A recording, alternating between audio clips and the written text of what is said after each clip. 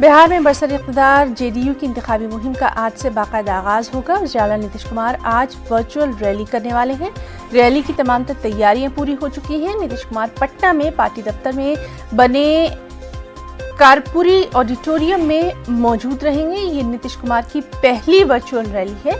जगह जगह बड़े बड़े स्क्रीन लगाए गए हैं ताकि ज़्यादा से ज़्यादा लोगों को इस वर्चुअल रैली से जोड़ा जा सके।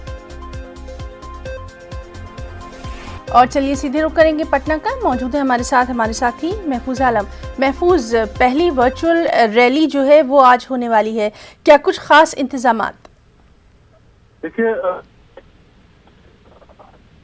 रैली हो रही है, नीतीश कुमार बाकायदा इंतखाबी आज आगाज करेंगे और बहुत जबरदस्त तैयारी की गई है क्योंकि ऑफिस से नीतीश कुमार खिताब करेंगे और जेडीयू के जितने भी डिजिटल प्लेटफॉर्म बनाए गए हैं, क्योंकि इस बार के इंतखाब में सोशल मीडिया और डिजिटल मीडिया की भूमिका सबसे ज्यादा अहम है, तो नीतीश कुमार और इनकी पार्टी के जो लीडर हैं वो काफी दिनों से लोगों के रास्ते में थे और जितने भी एमएलए हैं अपने अपने इलाके में हैं ताकि लोग ज्यादा से ज्यादा लोगों को इस वर्चुअल रैली में शिरकत किया जा सके, जोड़ा जा सके।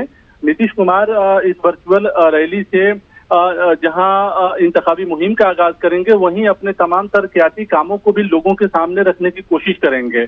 और बिहार में जिस तरह से इंतखाब को लेकर सियासत अपने शबाब पर पहुंच रही है, सभी पार्टियों के अपने अपने दावे हैं।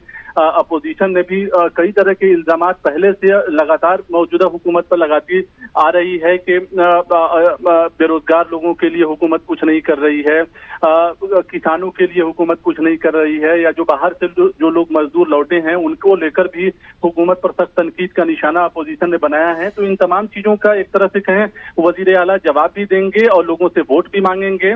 और आपको मालूम है कि वज़ीर-ए-आला नीतीश कुमार जी, तो बहरहाल आज ये वर्चुअल रैली रहेगी और किस तरह से अपनी तमाम तर बातों को रखेंगे नीतीश कुमार, उस पर भी हमारी खास नजर रहेगी। बहुत बहुत शुक्रिया महफूज आलम आपका तमाम तर तफसीली जानकारी के लिए।